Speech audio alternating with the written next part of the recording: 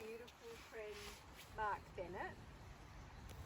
I'd like to start with if everyone could just put their feet on the ground, or if you can't do that, think about having your feet on the ground, and under your feet, depending on where you are, you might have floorboards, you might have concrete, you might have grass, and under all of this is the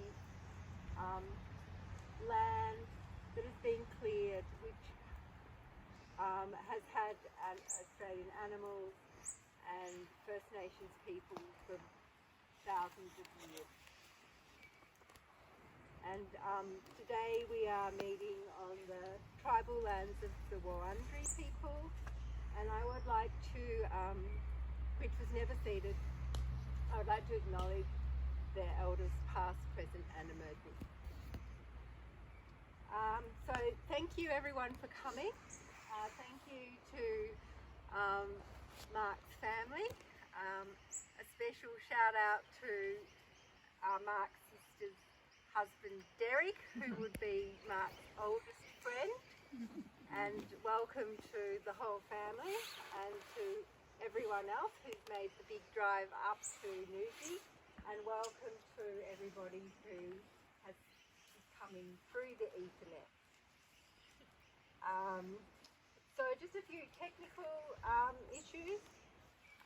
So there's a speakers list on the table, but if anyone else would like to speak, just step up at the end or put your name down if you'd like to do that. If there's anyone who would really like to speak who's come by Zoom, if you just pop a message in chat. So we're recording the session with a couple of mobile phones, and Pete's made a lovely slideshow which will go back on at the end of the ceremony, so if people want to have a look at that, they're also welcome.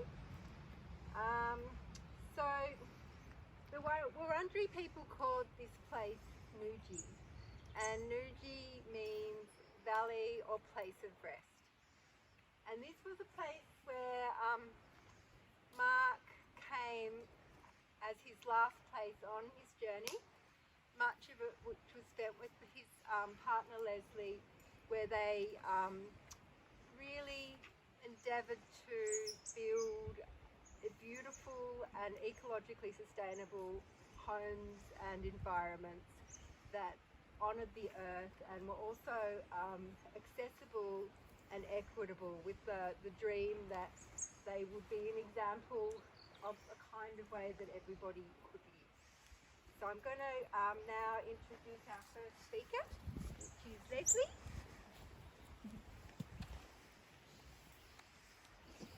We're a long way away. I thought you wanted that. Hello everyone.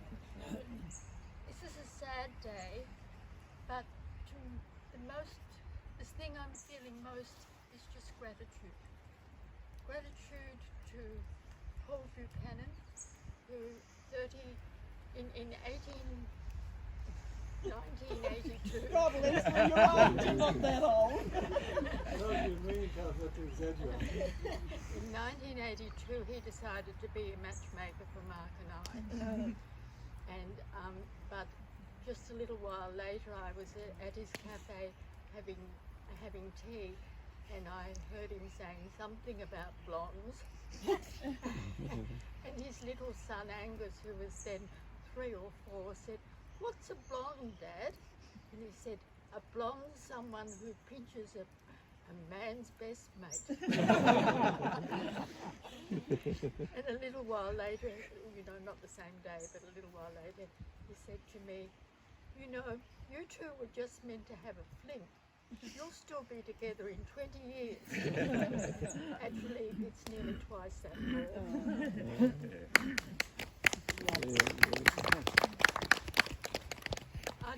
I also want to, I feel grateful to my children who loved him unconditionally and was loved back unconditionally.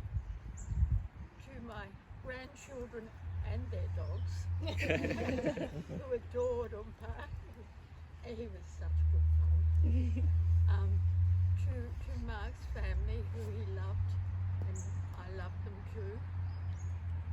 To the people at Amberley who were with us in the last part of his life, which was the hardest part. They just poured love on both of us and took such good care. And to the energy that joins us all together, I just say thank you.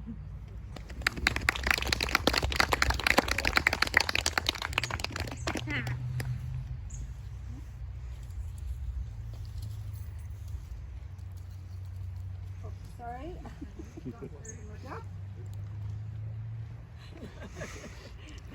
And our next speaker is... Oh, sorry, I beg your pardon, Annette. Sorry. My bad.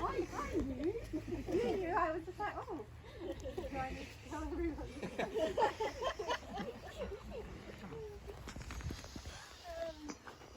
I've written a book about him, and I don't think it's enough. Mark, the losing of Mark has really hit us really, because he's the last of our family gone. We all know that they died, but each that goes, a little bit goes with them. What we do have are all the lovely memories, and I have memories of him because he was 6 when I was born, and we grew up more as a brother and sister rather than an uncle and a niece.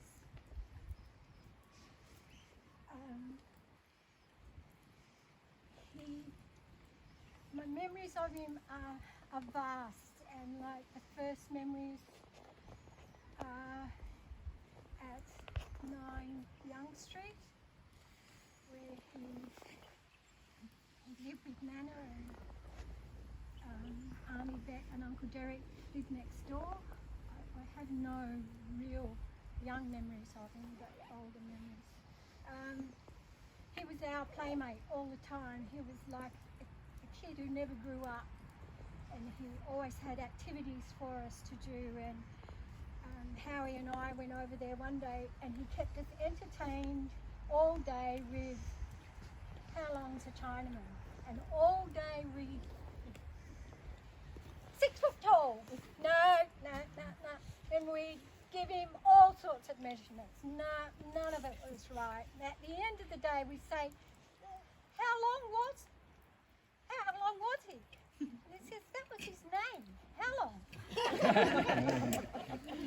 And that's him. That was Mark.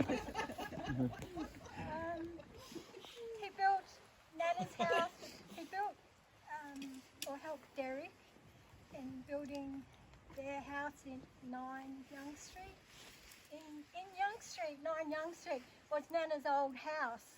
And when I look at it now and I go and see it, like Uncle Derek's is there and Nana's was next door.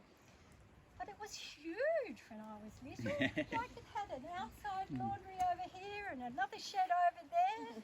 And I look at it now and think, how in the hell did they all fit in on this block? Because Nana's old house was there and they shifted it. But he built those 2 houses with Derek's help. So there was Bet and Derek's and then Nana's. But I can remember one day he had Howie and I in the shed down the back, and when I think of it now, it logistically doesn't really work out, because we were shooting a firearm in that shed at a bullseye that he made up and teaching us how to shoot the gun at the thing. And I'm thinking, that's a built-up area. Surely we didn't do that when we were little. Oh. Anyhow, he got us to join in lots of things. And I don't know if you've got a picture, but Mark on the bike, his bike was there. That was our, that was a big thing for him, and he would take me for rides down to Clayton, into Oakley, over to the market gardens, and I was sitting on the bar. And I he can bet what he you would said. drive me everywhere. Sorry? I can guess what you said. Slow down. Slow No, down. I would have followed him to the end of the earth, and if he asked me to jump off, I would have. Because he'd take me to sand pits. Go on, roll down that, Netsy, go on, it's not far. So I would roll down. He'd take me to the market gardens in Clayton. Hold the bike, Nets, I'm just going in here for a minute. And he'd come back. Here's a piece of corn, and we'd stand there. Oh, this is beautiful. He's just pinched it off the corn. We went blackberrying down the Golf Links Road. So the Golf Links Metropolitan was that side, and Huntingdale was that side, and there was a dirt road down the middle. And he would ride down there with me on the bar, and we'd pinch. We didn't have to pinch. We picked blackberries, and he'd come home, and Mum would say, "I know where you've been." It was all over us. And like, I look at it now and I think, Mum never went crook at him. Like, we would be gone for hours. But yeah, nowadays she'd think, where the bloody hell are they?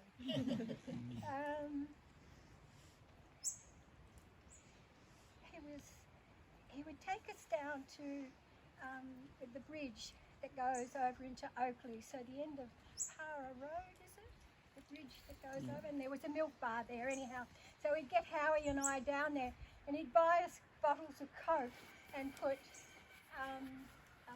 chewing gum, PK chewing gum that had the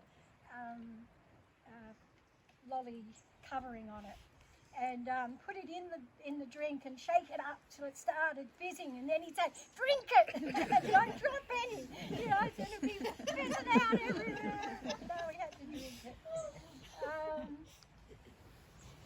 Then he shifted from the bike. He must have grown up, and he had a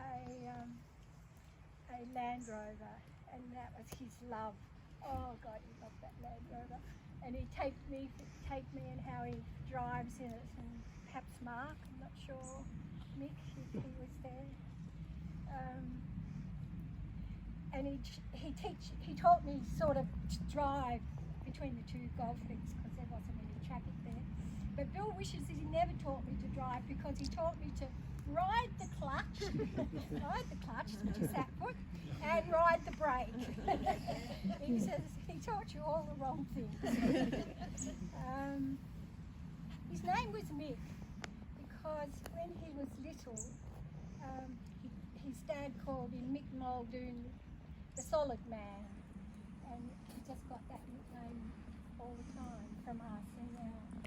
And he was Mick to me for a long time until my brother Mark was born, and then we had to distinguish between them. So he was Big Mick and Little Mick. Little Mick gets annoyed with me when I call him Little Mick still.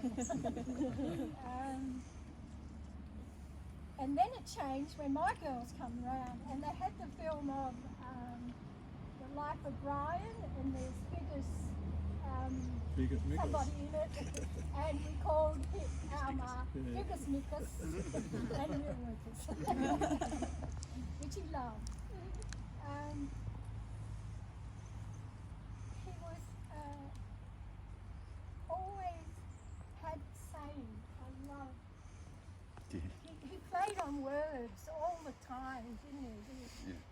When we were at Malakuta, this is one from Kylie, and we came to Malakuta, and he had chooks in the backyard there, and so he had some chooks that had really big legs, and he said, "Oh, they're eating fowl, but they don't know how to get up on the perches. They couldn't jump because they're so bloody heavy, you see." And he says they're a bit spastic, and Kylie says, "That's terrible, isn't it?" You can't use that anymore. But that's what he would say about. So we'd have to go out and pick these chooks up and put them on the perch for the night. And then there was other chooks on the top, and he didn't own those ones. And we says, "Why not?" He says, "Oh, they're on high perches." all the time. And he just laughs in the caravan like you could be with him all day and it never stopped. All the little songs. Who let the dogs up? and it repeats all day, and so till you got it in your head. Yeah. He used to take us fishing out at Malakuta, and so Kylie says he'd tear off in the tinny across the lakes, going whoop whoop whoop whoop, and that was his emergency siren going across the water. And he thought up so many things.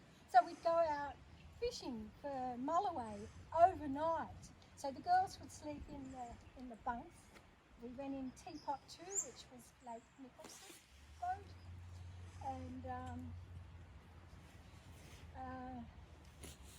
then Bill and Mick. So we caught Taylor's first to use as bait, and then they put lots of hooks in them and over. We went out many nights, never caught anything. Anyhow, this one night we did. And but his favourite saying was, when you hear the squeal of the reel, girls, wake up, and then we'll do the thing. So the squeal of the reel. And that night we did hear the squeal of the reel. And caught this, how big was it, Bill? 37 pound. 37 pound, and I've got a photograph of Andy, Kai, Mick and Bill, and the fish was that long. It was a thrill and a half. What else did we do? Oh, making cigarettes for him. We made cigarettes for him. All those bad sins. He had a machine that you could put the tobacco in and roll it like that, because he smoked Taylor. Rolled cigarettes, yeah. So Harry and I would make up a week's supply for him, so he didn't have to stop work when he was on the job. He was an apprentice carpenter to McDougall and Island or McDougall Island. Yeah. And he was a thinker, a real thinker. He would draw things on the table in Young Street and include Howie and I in the drawing of it, so that he must have done a night school perhaps for drawing. But he was a craftsman who was really good at his building, and he seeked more knowledge about things. So when he went to Malakuta, I thought that was where he expanded all his ideas and brought it all together. And started with the mud bricks, and he got us interested in building, and he says, like, you've got to get into the mud, you've got to get into it. So we all were there tramping the mud, and the girls were in it, and the mud brick maker that we had to throw the mud in, he showed us all how to do that. And then he lent us that mould when Bill and I built our mud brick place. He encouraged us to build. You know, he was a good encourager. He was there behind you all the time, virtually. He helped Peter and I build our first house in Montmorency. He was there every weekend, playing around. It was never work when Mark was around. It was always good fun, because they'd get the motorbike and rev it up the backyard once they finished building or something. You know, it was always a game. Everything seemed a game. And we just loved him so much for it. The girls enjoyed his company always. They were having a fight one day out on the bay. They were in a canoe, and they started splashing in each other, and it ended up with both of them in the water, and they walked back at one another, and he comes up to him and says, "Sisters should love one another." Right. That cured the lot. Another one of his saying was, they'd come in to say, oh, Andy did this or something, and he'd say, is there any blood? No. Go back out and play. And it's still in our family. The girls use it with the boys. Is there any blood? Go back outside and play. I'd like to close off with saying that when he came to Malaclusia, I'm just so glad that he had another family, that he found Leslie, or Leslie and he came together. And I love the way he called you Leslie. It's just another play of his words, isn't it? And I thank you very much for giving him love and a family in his later years. And I thank you immensely for looking after him. And he's so kind. Thanks.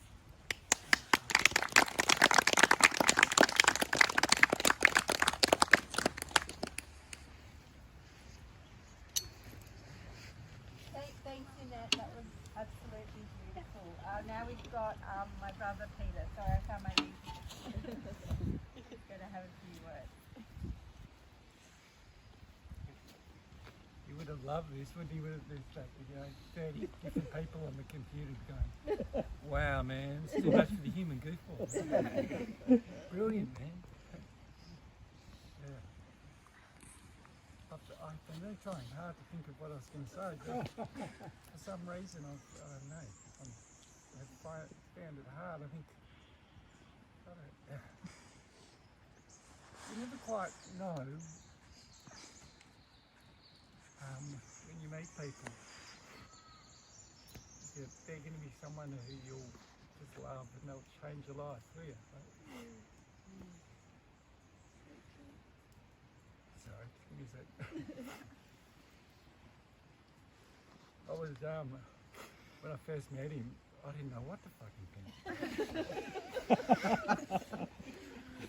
I was 13 and I was not very happy and not very together, and he's sitting in Mum's room in this kind of cowboy suit. It must have been his going out suit, because I never saw him in it again, but he had like this stage show cowboy suit. And I was thinking, who's this guy? And I just had no idea that he the way I'd end up just loving him. But he was on to me, because he seemed to know straight away that I needed to learn to finish things. But I had lots of ideas, but finishing wasn't my strong suit. And so there's this boat that was left out on the road, on Genoa Road, and I got it. I asked for it. And it had a hole in it. And he used to walk around and he'd go, that boat will never float, never go in the water. Just to ship me, so that I would do it. And he'd see they walk around and go, no, it's never going to float again. And then as he walked past, he'd do some little bit of work on it. Never going to float. And I'd be trying to fix this hole. And I'd be there all day trying to get the piece of wood to fit. And couldn't do it very well. Thank you. I won't give it back to you. No, you can keep them. And he'd walk past and say, it's never going to float, this boat. And then he'd go, and this is when I started to see what a Kung Fu master was. He'd go along and he'd look at it and go, one little scrape, and it just fit in. And he just had the most amazing hand skills and eye skills, the way he could look at something and just pick the angle and just go, and the two bits of wood fit together. So working with him all through, the holidays and stuff when I was a teenager, he taught me to finish stuff, and that, when things are hard, it's all right to whinge. In fact, it's good to whinge, but you don't ever give up. If it doesn't work, then you sit down, you have a cup of tea, and you come back and you go at it another way. And then I sort of moved from that phase of my life into, my 20s, and used to come down with a big bunch of mates to the lighthouse, and we just had so much fun. He was he just loved it. He'd have all these young people around. I mean, we spent days building a 4-person bomb. Which he just perfected, you know, till it worked out. And he'd get us doing these.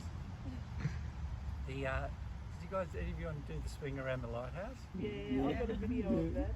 I remember standing the first time I did it, and he's holding the piece of wood, looking at you in that way, like he's going, no, you just got to run down the wall. And don't go too fast, because if you go too fast, you'll swing around, you'll hit the house. But don't go too slow, because if you go too slow, you'll hit the brick wall. And I said, you're shitting me, aren't you? He said, no, just run down there, absolutely no danger. It was great. And then, you know, into the phase of my life of, you know, Trude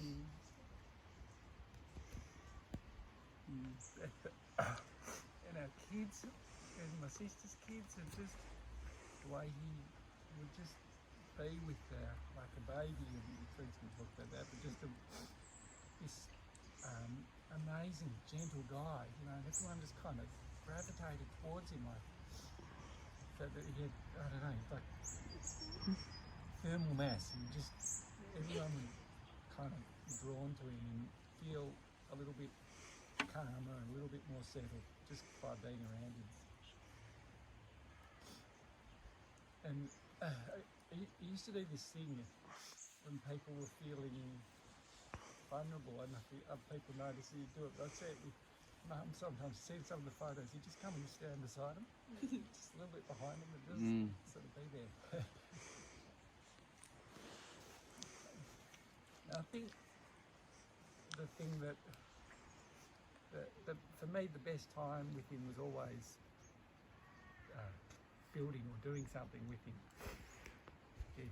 And it was like the way you described it, it's like in building the musical, wasn't it? It would just be this constant song, constant banter, and most of it was hanging shit on me.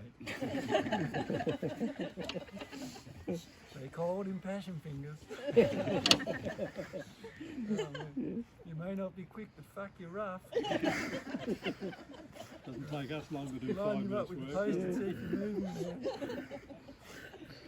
But he did it in this way that made you kind of, it set you up to succeed. So it set you up to not worry about failing, but to try hard. And I've tried to copy it at heaps, actually. I do it at work all the time with the trainees. Call them passion fingers. Doesn't work quite as well in hospitals. Repeat As paediatricians. I tried it for the first time with this guy from New Zealand, and he missed a drip in, putting a drip in a baby, and I'd come in and he showed me, and I said, they called him passion fingers. What do they mean? Everything he touched. Oh, nice!